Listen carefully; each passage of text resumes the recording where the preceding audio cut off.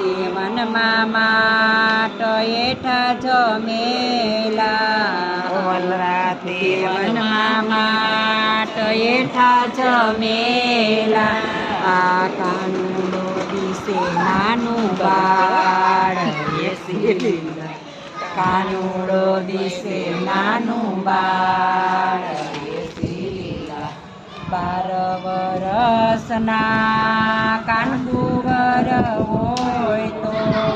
12 વરસના કાનકુંવર હોય તો ભલા કેવાય ભલા કેવાય પડથાર